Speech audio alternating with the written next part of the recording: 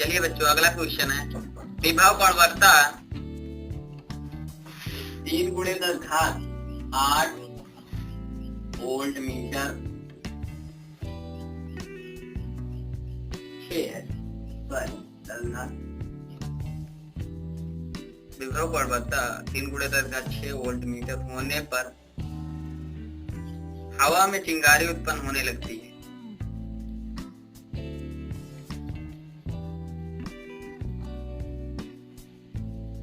हवा में चिंगारी उत्पन्न होने लगती है।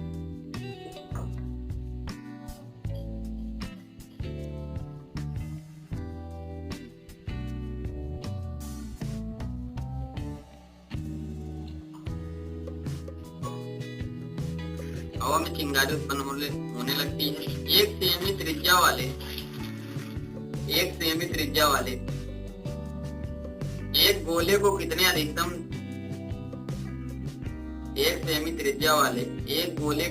अधिकतम विभव तक आवेशित किया जा सकता है।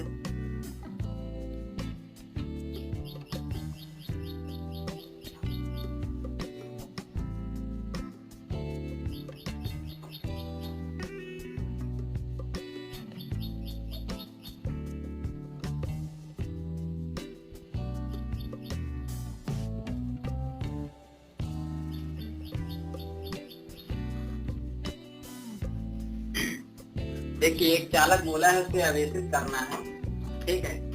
तो हम उस चालक के गोले को उतना ही आवेश देंगे जितना आपका ये जो विभव प्रवणता दिया गया है इतना इसके बराबर हो जाए, मतलब इतना आ जाए, उतना आवेश करना है, ठीक है। इसके लिए देखिए आप एक फार्मूला पढ़े हैं, E बराबर 1/4 epsilon not Q upon R square. एक पढ़े हैं विभव formula 1/4 pi epsilon not Q upon R square. R square इसमें नहीं रहेगा तब, और दोनों को दे देते हैं भाग। दोनों इक्वेशन को क्या कर सकते हैं, डिवाइड कर देते हैं, डिवाइड। और उसके बाद इसमें से ये वाला कट जाएगा, Q कैंसिल हो जाएगा, बचेगा क्या 1/r। इसका इसके साथ गुणा कर दीजिए और इसका इस तरफ, E बराबर क्या हो जाएगा ER। देखिए ये जो आपका दिया है, ये जो विभव प्रवणता दिया है एक प्रकार से E है, ठीक है।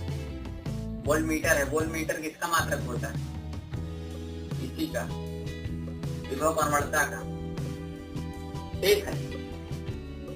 जो विद्युत क्षेत्र है वो विभव प्रवणता के बराबर, उसकी मात्रा किसका, वही होता है, वोल्ट मीटर ही होता है दोनों का। चलिए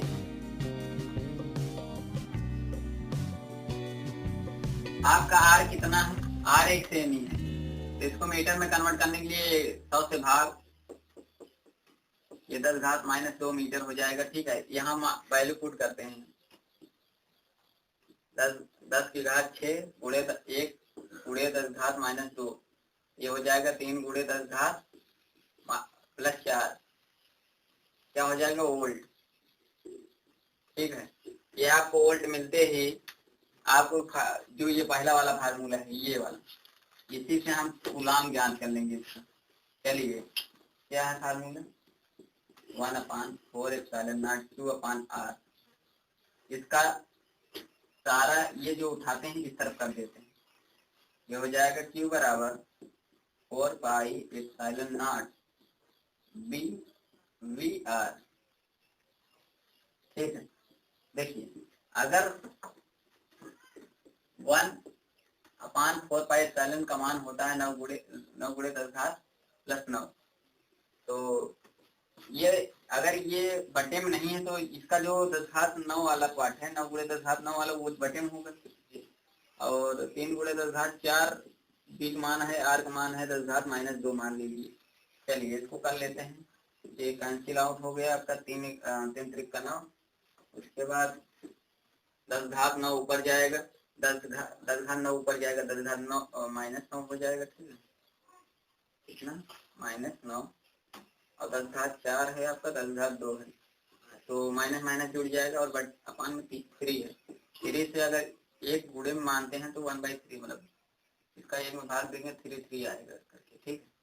तो जब 9 2 11 और 4 गए तो 7, कितना आ जाएगा 7 10 और दशमलव को अंदर एक घात अंदर खिसका देते हैं, कितना हो जाएगा ये 10 घात 8 गुलाम हो गया। उसके बाद क्या पूछा है आपका, आवेश मिल गया, विभव भी मिल गया, सब चीज मिल गया। विभव पूछा था, विभव मिल गया, आवेश मिल गया, ठीक है, आंसर हो गया।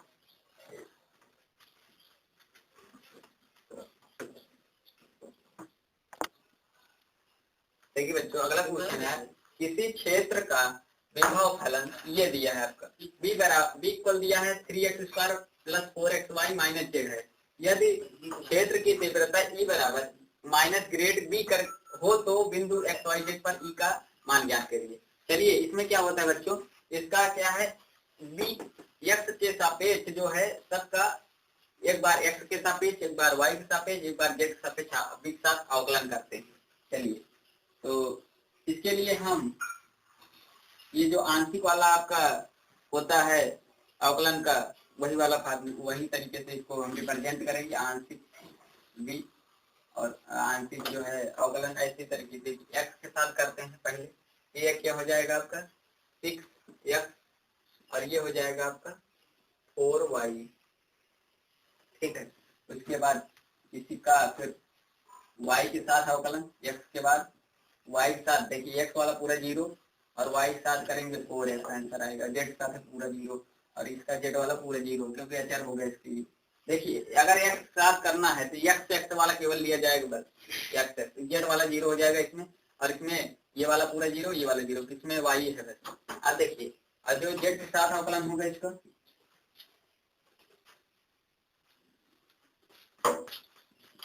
ये आपका -1 हो जाएगा, ठीक है। तो जो आपका ये चीज दिया है माइनस ग्रेड करके v, इसका मतलब है ग्रेड v मतलब डेल्टा v अपान डेल्टा कर सकते हैं, डेल्टा हो जाए d बाई ए से कर रहे dv बाई df आई कैट, उसके बाद dv by dy by dj, उसके बाद आपका क्या हो जाएगा ये वाला dv अपान dj, सबका मान इसमें पुट कर दीजिए, आंसर हो जाएगा आपका, कर लीजिए, ये क्या हो जाएगा -6 + 4y आई कैट, और ये क्या हो जाएगा 4x z कैट और -1 कैट, ठीक है। ये आपका आंसर हो जाएगा, ठीक है। चलिए बंद कर दीजिए, एक बड़ा पोस्टर लगा दीजिए।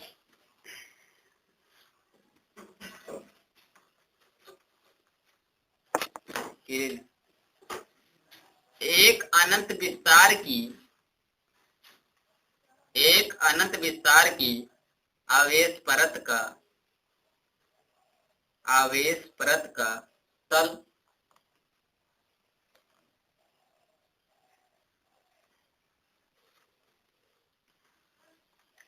आवेश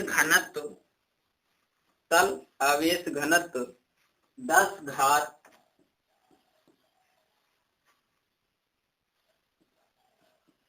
-7 कूलाम मीटर स्क्वायर है, मीटर है। इसके क्षेत्र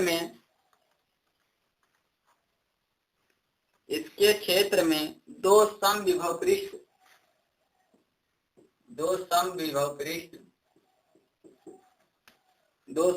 पृष्ठ जिनके बीच 5 वोल्ट का विभवांतर हो,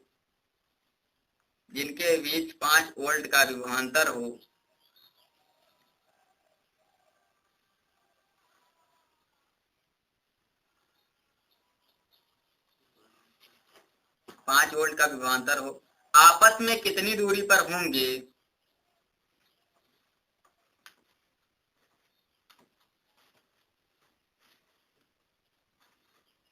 चलिए देखिए बोर्ड पर, आप आपको लोग को पढ़ाया गया है कि अनंत लंबाई की जो चादर है उसका सूत्र क्या होता है, सिग्मा बराबर ई बराबर होता है सिग्मा अपान 2 एप्सिलॉन नॉट। यह फार्मूला पढ़े हैं। और अभी जो फार्मूला तत्कालीन में विभव प्रवणता का पढ़े हैं आप, DV by D delta X. तो आपको यही डेल्टा एक्स का क्या करना है, इसी को याद करना है, ठीक है। इसी का कितनी दूरी पर रखा जाए, मतलब यही कैलकुलेट करना है। ई बराबर करते हैं ये डीवी बाई डेल्टा बी और delta upon delta x sigma 2 upon epsilon not. तो क्या ज्ञात करना है, ये चीज ज्ञात करना है। तो सारी चीजें इधर कर दीजिए और बाकी एक्स उधर कर दीजिए, तो ये हो जाएगा delta x 2 epsilon not delta V upon sigma 2, और इसका मान कितना है एप्सिलॉन नॉट का 8.85 10 घात -12 और डेल्टा भी कितना है आपका 5 वोल्ट और सिग्मा कितना है 10 घात माइनस। आंसर हो गया, कर लीजिए। आंसर में आपका दे रहा है डेल्टा 10 घात माइनस मीटर। आपका समझो पोटेंशियल सरफेस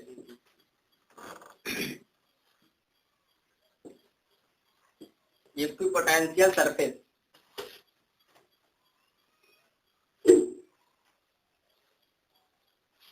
देखिए बच्चों, ये नाम से ही स्पष्ट है, समविभव पृष्ठ जिसका बराबर हो विभव, जिस पृष्ठ का बराबर हो विभव वो समविभव पृष्ठ, नाम से ही स्पष्ट है। तो बच्चे लिखेंगे इसमें एक ऐसा पृष्ठ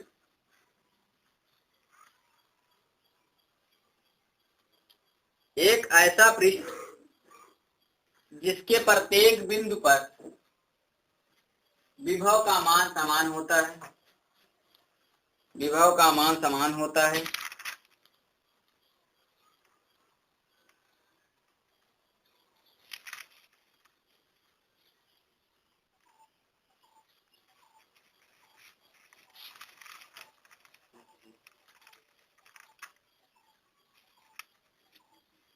समान होता है,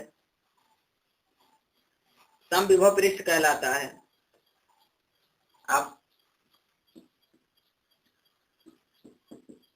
समविभव पृष्ठ के गुण,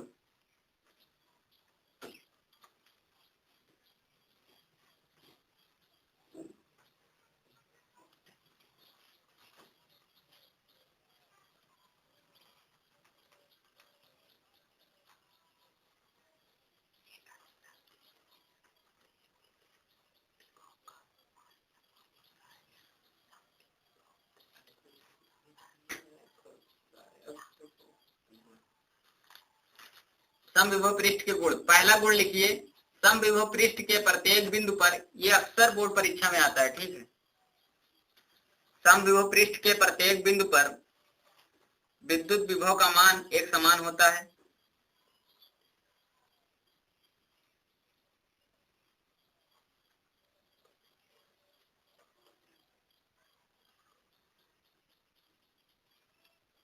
समविभव पृष्ठ के प्रत्येक बिंदु पर विद्युत विभव का मान एक समान होता है।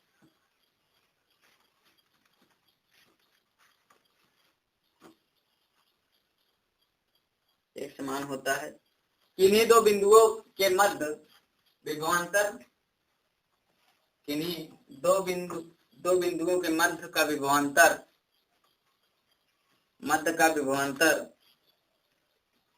शून्य होता है।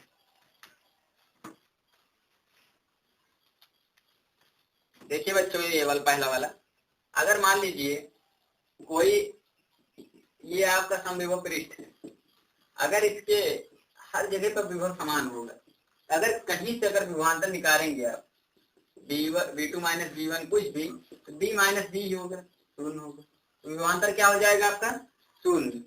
विभवांतर किन्हीं दो बिंदुओं के बीच का विभवांतर हर जगह उस अगर समविभव पृष्ठ है, उसके हर जगह पर जाने पर क्या होगा, विभव शून्य होगा, क्योंकि समविभव पृष्ठ है। अब विभवांतर निकालेंगे b माइनस बी शून्य। और दूसरा लिखिए, विभवांतर का मान शून्य होने के कारण, विभवांतर का मान शून्य होने के कारण,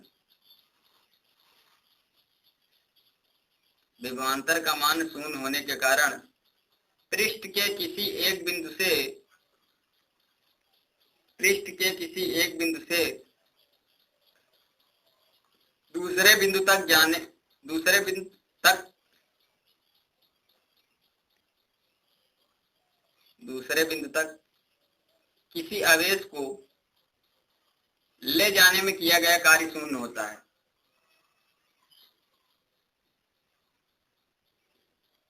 एक बिंदु से दूसरे बिंदु तक किसी आवेश को ले जाने में किया गया कार्य शून्य होता है।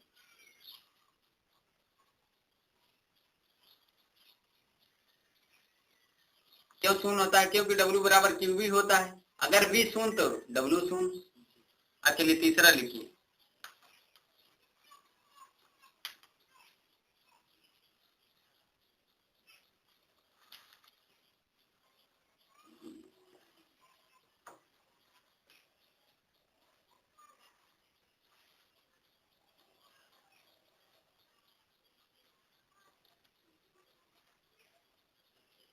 किसी विद्युत क्षेत्र में आवेश के विस्थापन में किया गया कार्य शून्य तभी हो सकता है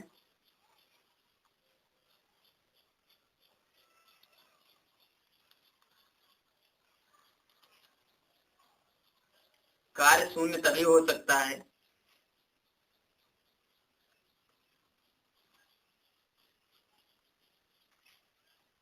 जबकि आवेश का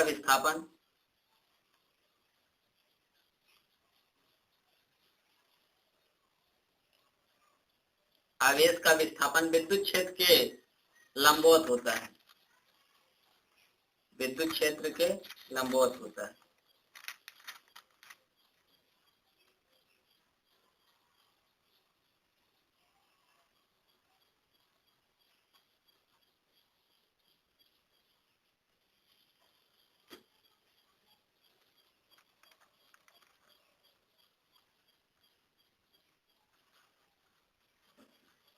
तो अगला है, दो समविभव पृष्ठ कभी भी एक दूसरे को नहीं काटते हैं।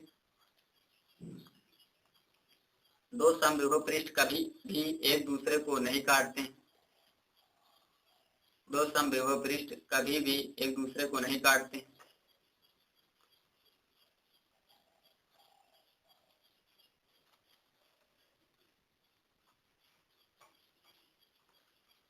लास्ट है पांचवा, एक चालक की सतह हमेशा समविभव पृष्ठ होती है। एक चालक की सतह हमेशा समविभव पृष्ठ होती है।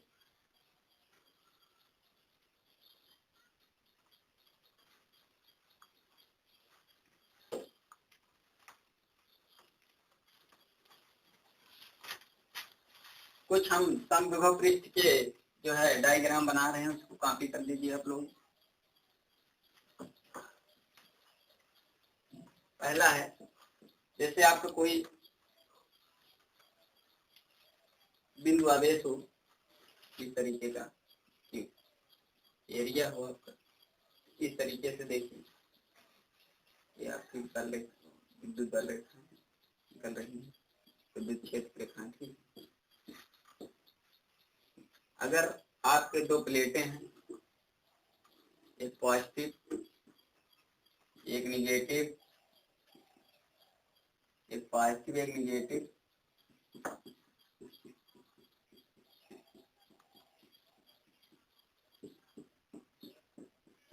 इसमें जो बल रेखाएं निकलेंगी, उधर विद्युत क्षेत्र बनेगा। ये भी क्या होगा? समविभव पृष्ठ। ये भी इसका हर जगह समान होगा, इसमें भी ये भी समान होगा। ठीक है, और उसके बाद इसके अंदर जो तैयार होगा, ये पूरा समविभव पृष्ठ है। यहाँ पर विभव समान है, यहाँ भी इसके अंदर क्या विभव समान है। तीसरा एग्जाम्पल है आपका बेलन वाला।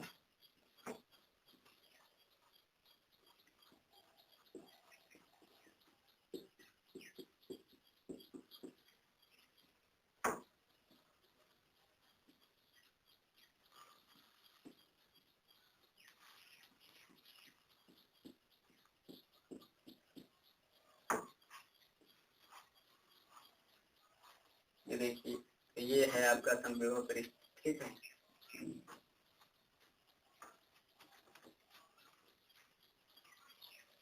इसके अंदर जो पूरा ऐसे सर्किलाकार बनेगा बेलन टाइप है, एक क्षण है, मान लीजिए एक बिंदु अवेश का, उसके बाद एक पॉजिटिव और एक पॉजिटिव अवेश लिए देख लीजिए, ये ऐसे निकलती है, ठीक।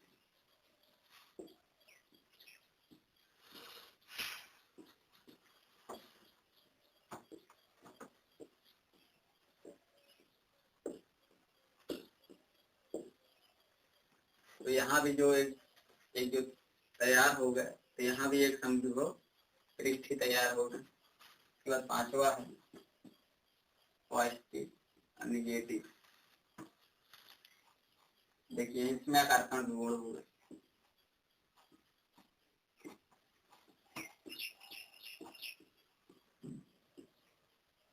ठीक है। इसमें भी जो तैयार होगा आपका समविभव पृष्ठ।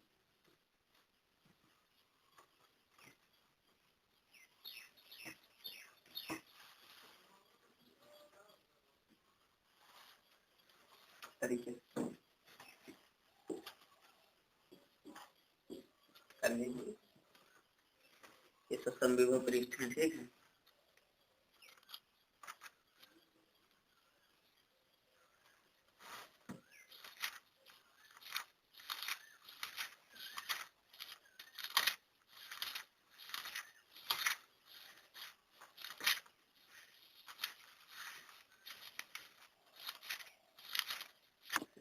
ऊर्जा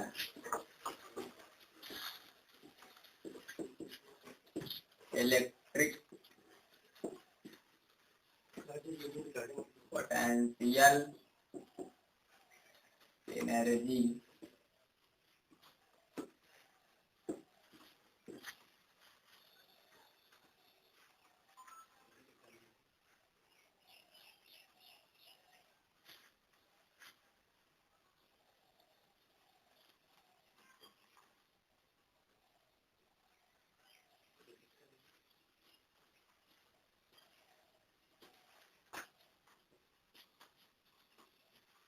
देखिए इसमें दो आवेशों का निकाय होता है, ठीक है। एक है आपका Q1, एक Q2, ठीक है। इसके बीच की दूरी क्या है, R, स्मॉल r कर दीजिए, ठीक है। तो जो Q1 पर विभव है वो आप कैलकुलेट कर लेते हैं हम लोग, ठीक है। Q1/R, और जो ये Q2 अवेश है, इसको लाने में जो किया गया कार्य क्या होगा बच्चों, W।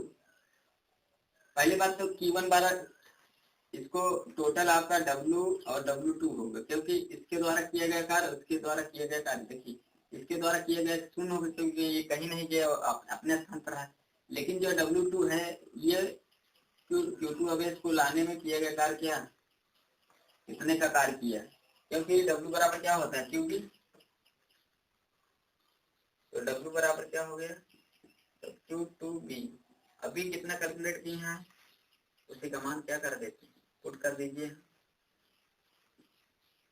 Q2 1/4 Q1/R, ये क्या हो जाएगा 1/4 Q1 Q2/R। इसी का नाम हम क्या रख देते हैं, विद्युत स्थिर ऊर्जा। परिभाषा लिखेंगे आप लोग, तब कैलकुलेट करेंगे। चलिए परिभाषा कर लेते हैं, परिभाषा लिख लेते हैं। आवेशों के किसी निकाय की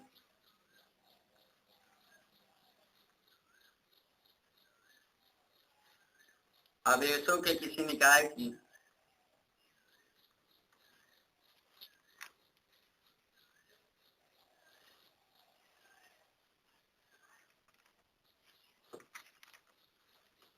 वैद्युत स्थिति ऊर्जा उस कार्य के बराबर होती है, उस कार्य के बराबर होती है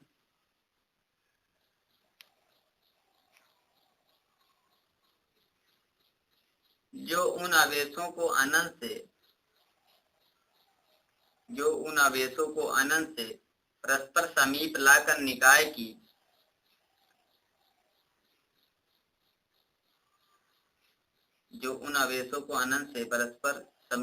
निकाय की रचने में किया जाता है, निकाय को रचने में किया जाता है।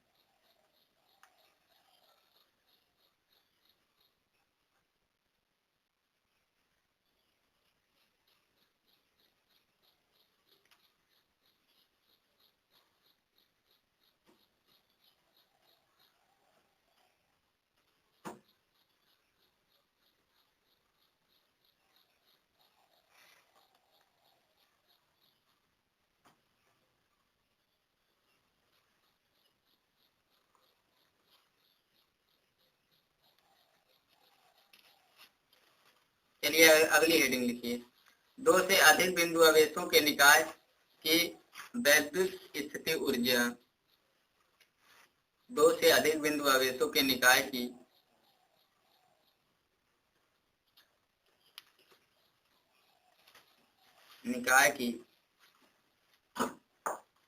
वैद्युत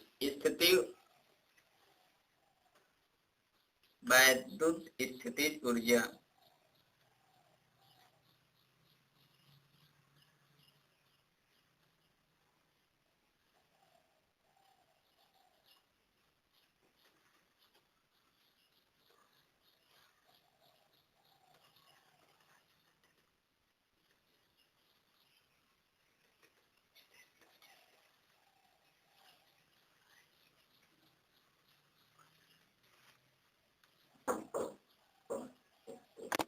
दो से अधिक बिंदुओं पर किस तरीके से कैलकुलेट किया जाता है। देखिए, ये आपका मान लीजिए ए बी सी है, तीनों पर आवेश लिखा है, ठीक है। मान लीजिए Q1 Q2 Q3 और इनके बीच की दूरी क्या है, R112 और इसके बीच की दूरी है R13 और ये है R21, ठीक। देखिए, पहली बात तो इसमें जो हम इस तरीके से कैलकुलेट करते हैं, सभी आवेशों द्वारा किया गया कार्य की गणना करते हैं। पहली बात, इसमें जो Q1 है, Q1 आवेश लेते हैं तो Q1 बराबर जो W1 आता है, Q1 अनंत लाने में जो किया गया कार्य इसका क्या होगा, 0 होगा। और जो बचता है आपका W2 आपका कैलकुलेट किया जाता है Q1 और Q2 के मध्य। तो जो Q1 Q2 आपका होगा, तो ये तो Q1 होगा ही, सॉरी Q2 होगा ही, और जो Q1 द्वारा जो आवेश आपका बनेगा क्या, 1/4 Q1 अपान R12, ये हो जाएगा 1/4 Q1 इंटू Q2 अपान R, ठीक है।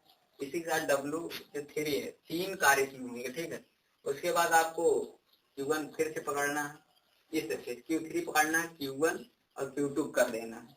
इसमें 2 कार्य किया जाएगा, ठीक है। ये Q1 वाला है, Q3 पकड़ना है, ये दोनों करना है, ठीक। इसमें दोनों माना है, डायरेक्ट हम कर देते हैं। इसमें आपका Q1 Q3 अपान R13 आ जाएगा और प्लस दोनों कार्य एक साथ होंगे, ठीक है। और Q2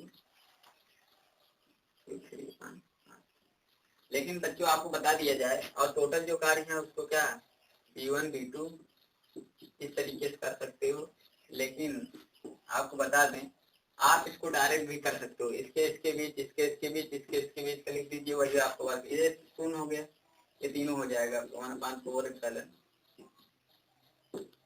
नॉट Q1 Q2 1 2 हो गया।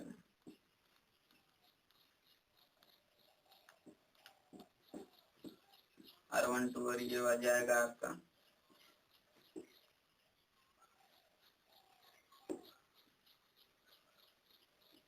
Q1 Q2 अपान 1/3 और ये अपान 4 नॉट Q2 Q3 अपान 2। देखिए, इसमें कॉमन ले लीजिए 1/4 तो क्या बचेगा, Q1 Q2 अपान R112 Q1 Q3 R13 Q2 Q3 R2, ये आपका आंसर हो जाएगा।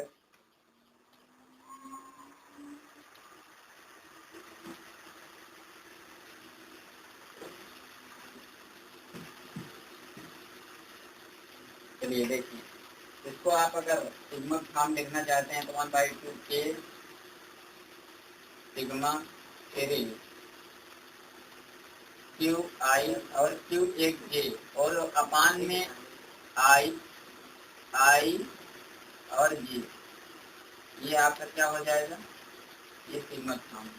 देखिए बच्चों, होता क्या है दरअसल इसमें, अगर जो सिग्मा है उसके आगे जो 1/2 का प्रयोग किया गया, क्यों किया गया, इसका मतलब ये है, जब आप टोटल जो है स्थिति ऊर्जा लिख रहे थे तो हम लोगों ने इन पदों को छोड़ दिया। देखिए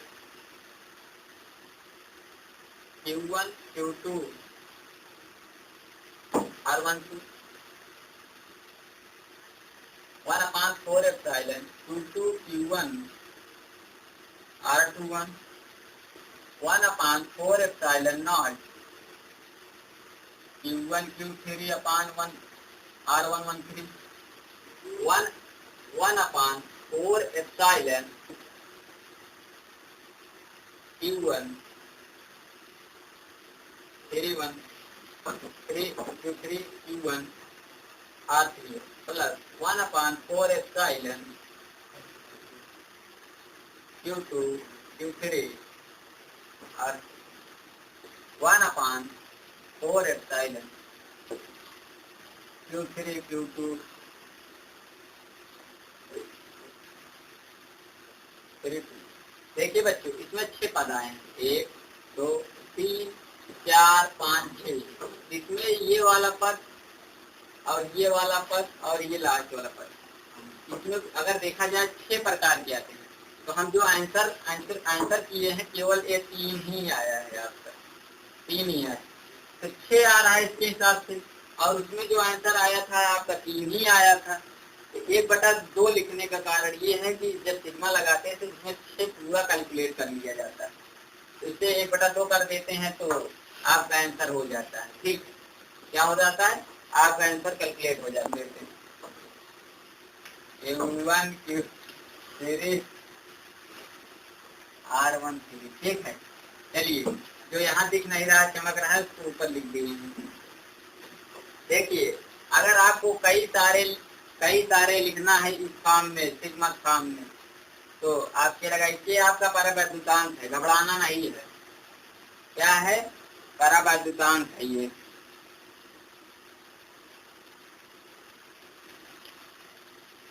चलिए, ये आपका सिग्मा हो जाएगा, यहाँ n कर दीजिए, ढेर सारे, और I बराबर 1 J बराबर 1 और I नॉट इक्वल J, ध्यान देना ये बात।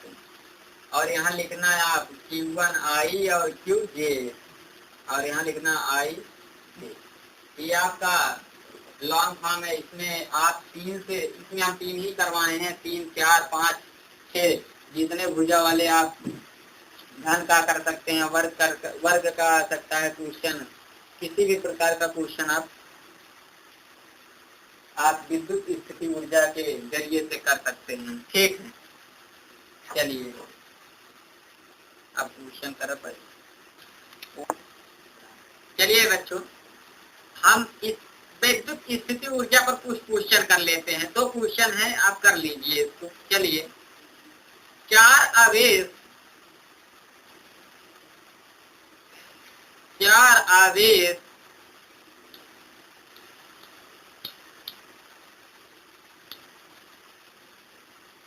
Q1 बराबर 1 माइक्रोकूलम,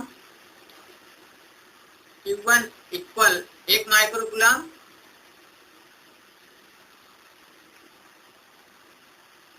Q2 बराबर 2 microcoulomb,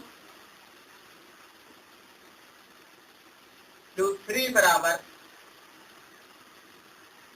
3 microcoulomb, -3 microcoulomb, sorry -3 microcoulomb, और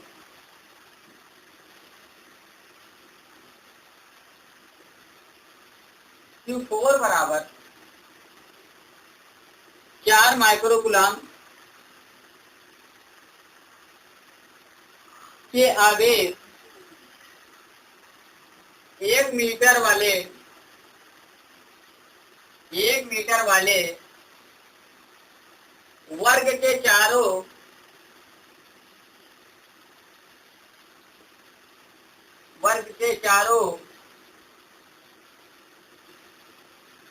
कोनों पर रखे हैं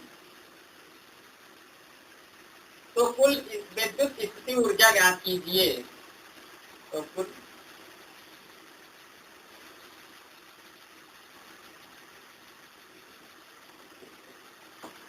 देखिए बच्चों, ये आपका दिया है क्वेश्चन, एक वर्ग है Q1 Q2 Q3 Q4 वर्ग के चारों कोनों पर रखा है ये आवेश, तो विद्युत स्थिति ऊर्जा ज्ञात करना है। देखिए बच्चों, R12 और R13 और R23 R34 या 43 और R41 आपका 1 मीटर है। इसमें दो स्थितियां और हैं जो आप लोगों को दिख नहीं रही हैं। ये विकर्ण वाला, दो विकर्ण भी हैं, तो विकर्ण हम कैसे कैलकुलेट करेंगे? पाइथागोरस प्रमेय से। ये दो भुजा हैं, ये 90 अंश है, ये आपका लंब है, ये आधार है। तो कर्ण का स्क्वायर बराबर लंब का स्क्वायर प्लस आधार का स्क्वायर। एक का स्क्वायर कर्ण का स्क्वायर कितना आ जाएगा आपका? 2 एक स्क्वायर इक्वल और √2। ये कितना आ रहा है आपका? √2 यहाँ से यहाँ तक।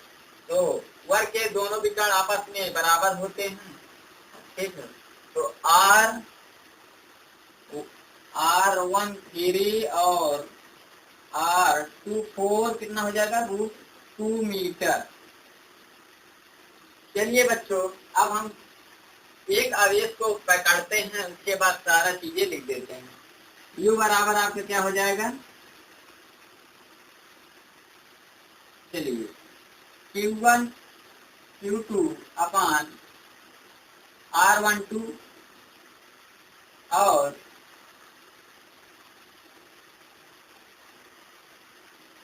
Q2 Q3 अपान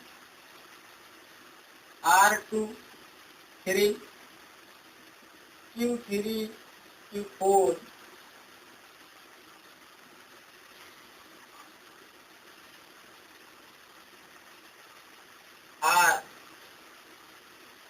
R34 प्लस Q1 Q4 अपान, देखिए 1/4 एप्सिलॉन हम कॉमन लिए हैं, इसलिए लिखते चले जा रहे हैं। क्या हो जाएगा आपका? R14 प्लस, अब विकर्ण वाले लिख देते हैं जो बच रहा है, Q1 Q3 अपान Q1 13 Q2 Q4 अपान क्या हो जाएगा आपका? 2 ये आपका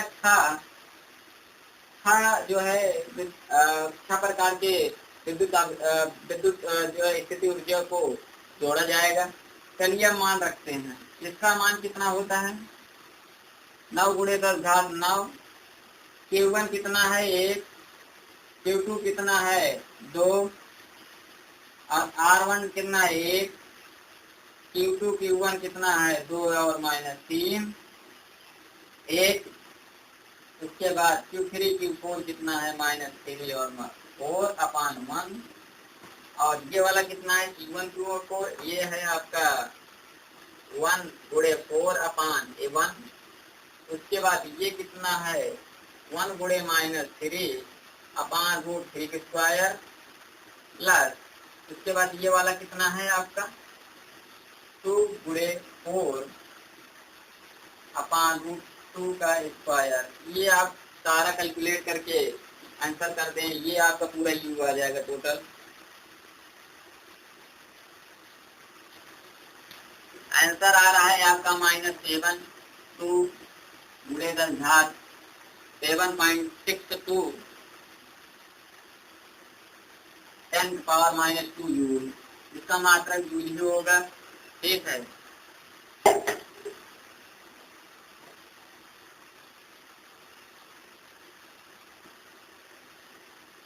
मात्रक जूल होता है और राशि अधिक है, इसे यू से प्रदर्शित किया जाता है। इसका बीमा अगर नहीं लिखे हो तो लिख सकते हो आप। ठीक है, क्योंकि स्थिति ऊर्जा, काइनेटिक एनर्जी और डब्ल्यू सब का मात्रक क्या होता है, जूल ही होता है।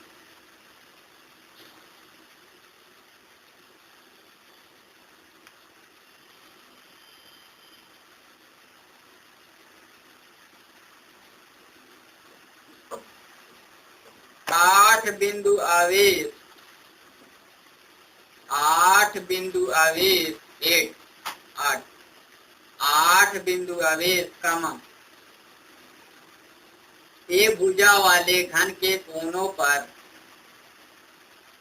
ए भुजा वाले घन के कोनों पर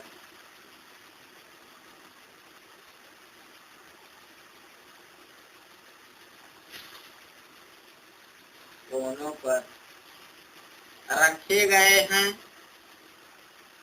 इस आवेश निकाय को, इस आवेश निकाय को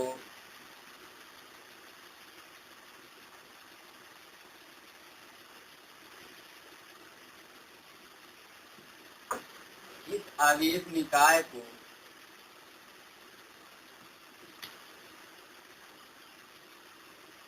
अलग अलग करने के लिए कृत कार्य क्या होगा, किया गया कार्य, मतलब किया गया कार्य कैलकुलेट करना। देखिए बच्चों, चाहे अलग अलग किया जाए, चाहे ये 8 आवेशों को पास पास किया जाए, उतनी ही ऊर्जा व्यय होती है।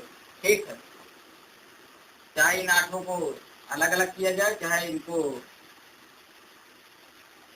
समाहित किया जाए, ऊर्जा उतनी ही लगनी है, क्योंकि स्थिति ऊर्जा बराबर होती है कंडीशन।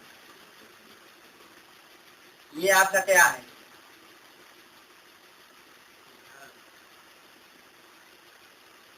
ये आपका घन है,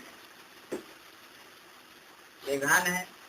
इसकी भुजा की लंबाई क्या है, a, और इस पर क्या है, q आवेश है। क्या है, एक q है और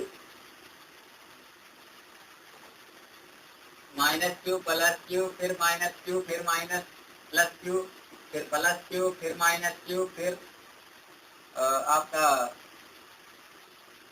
-q +q।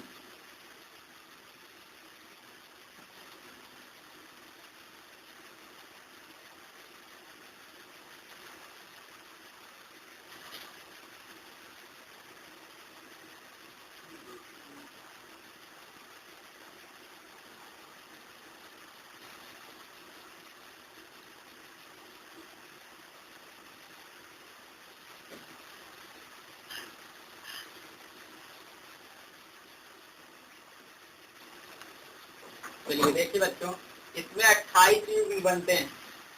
अब सोचने की बात है 28 युग्म कौन कौन बनते हैं। पहली बात तो इसके भुजाएं कितनी हुई, 12, तो 12 युग्म ये हो गई भुजाएं वाली।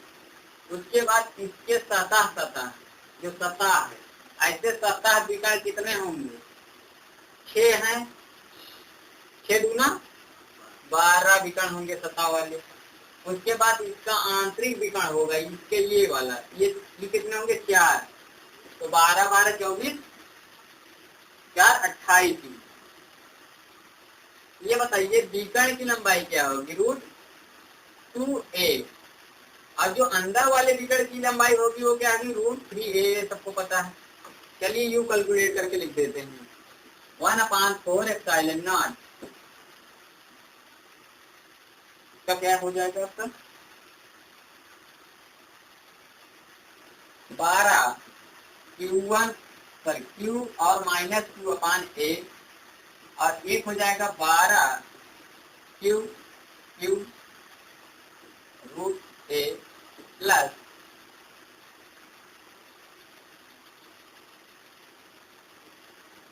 इसके पहले जो एक क्वेश्चन करवाए थे उसमें जो रूट टू को होल स्क्वायर करवा दिए थे, वो गलत, वो रूट टू खाली होगा, इससे पहले स्क्वायर करवा दिए थे क्या, हर जगह करवाए हैं, उसको काट दीजिए, रूट टू का स्क्वायर नहीं होगा, खाली रूट टू होगा बस। अभी याद आ गया, करवा देते हैं।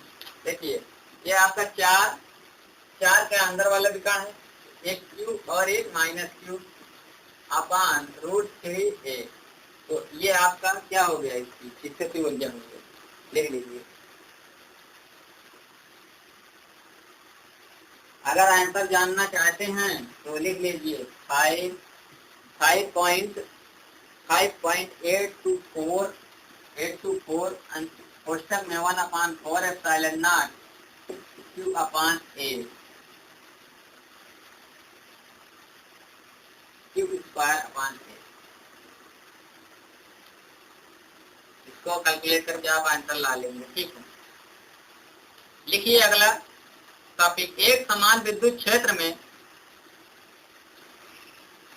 एक समान विद्युत क्षेत्र में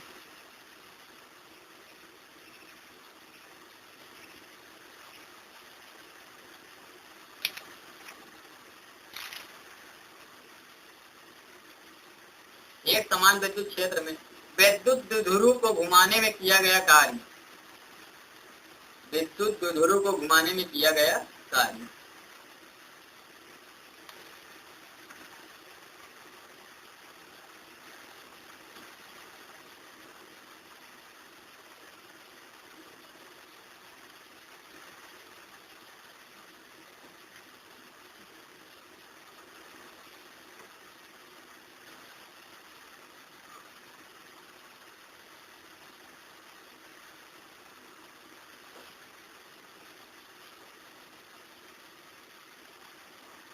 देखिए ये आपका विद्युत क्षेत्र क्या है, विद्युत क्षेत्र।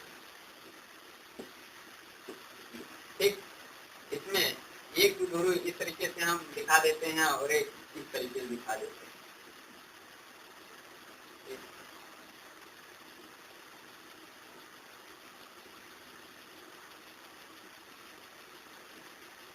देखिए ये आपका θ2 कोण है, ये θ1 कोण पर है। ठीक है, इस पर आप Q1, एक पर Q प्लस और एक Q माइनस, एक Q माइनस एक Q प्लस, इस तरीके से डिनोट कर दीजिए। तो विद्युत द्विध्रुव है। ठीक है,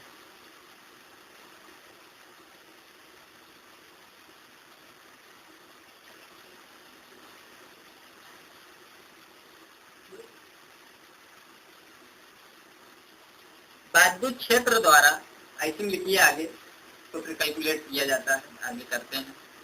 विद्युत क्षेत्र द्वारा विद्युत ध्रुव को, विद्युत ध्रुव में लगने वाला प्रत्यायन बल का गुण क्या होता है, टाउ बराबर P साइन थीटा। इसको हम पहले कैलकुलेट कर चुके हैं। ठीक है, टाउ बराबर क्या होता है, विद्युत ध्रुव जो दो बल कार्य करते हैं, उसके बाद टाउ बराबर P साइन थीटा।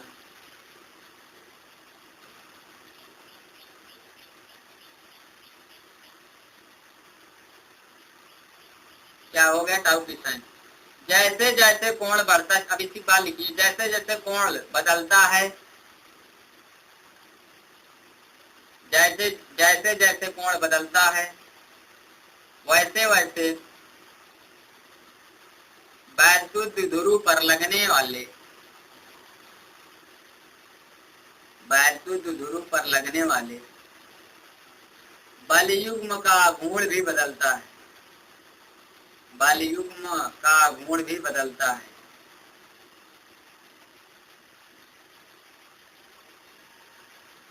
टाउ को नियत मानकर, टाउ को नियत मानकर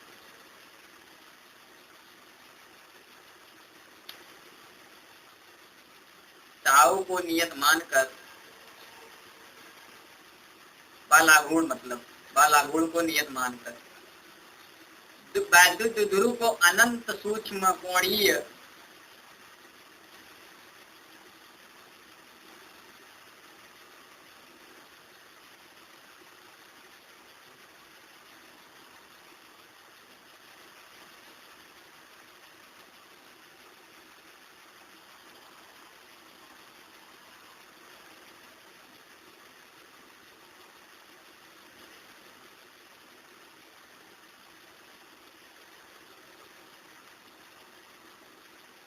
सूक्ष्म कोणीय विस्थापन डी थीटा से आगे घुमाया जाता है।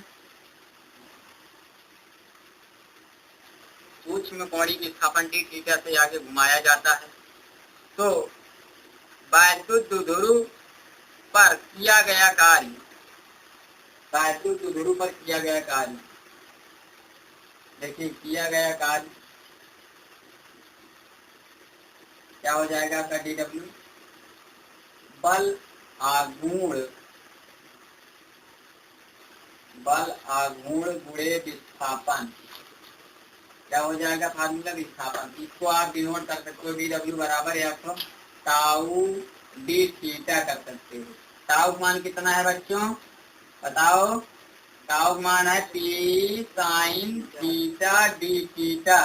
तो दोनों पक्षों को हम कर देते हैं समाकलन और इसको हम 0 से W और इसको कर देते हैं θ1 से θ2, क्या कर देते हैं θ1 से θ2।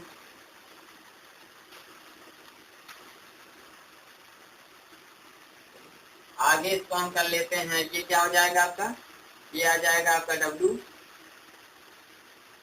डब्बा में निश्चित समाकलन पी साइन थीटा आपका, ये साइन थीटा का अवकलन क्या आ जाएगा cos थीटा, ठीक है, θ1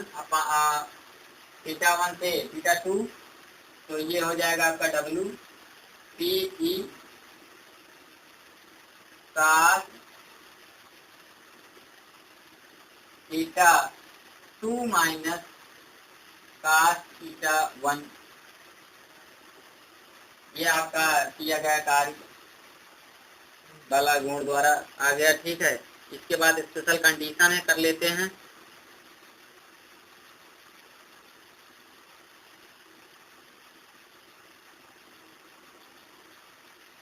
स्पेशल केस यहाँ कर लेते हैं।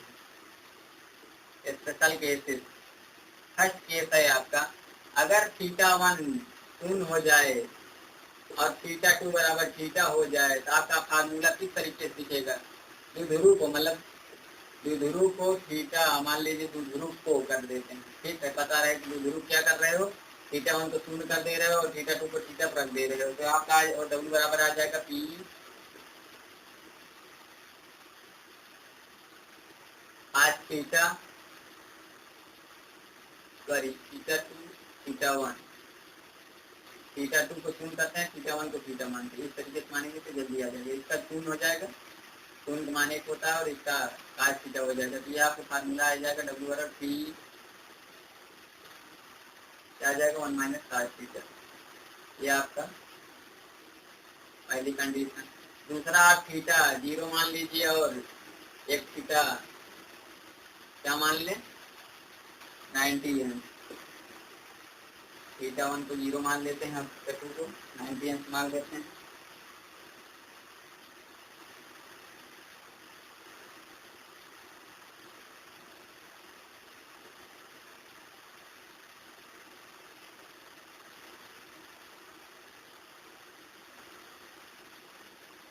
एक मिनट बच्चों, समाकलन में यहाँ देखिए, एक मिनट, समाकलन में यहाँ माइनस आएगा, एक मिनट, समाकलन में माइनस है क्योंकि ये आप ध्यान नहीं दिए, साइन थीटा समाकलन माइनस cos थीटा होता है, इसको आप अब आगे पीछे कर दीजिए, ये हो जाएगा पी cos थीटा, आप लोग ध्यान नहीं दिए, cos θ2, क्योंकि आप कर लीजिए, कोई गलती की बात नहीं है, यहाँ पर 1 मान लीजिए, यहाँ θ2 मान लीजिए, वही आंसर आ जाएगा। इसके बाद θ1 को आपको 0 और 90 मानना है, कर लीजिए।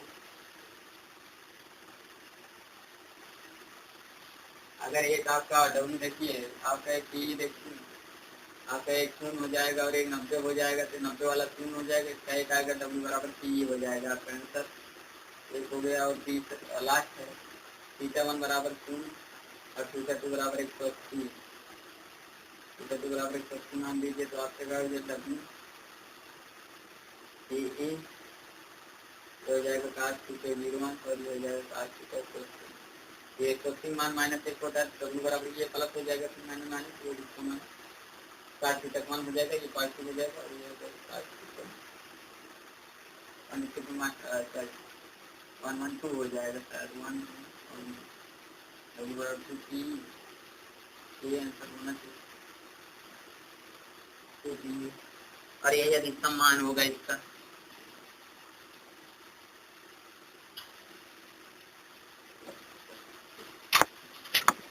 आदमी क्या पड़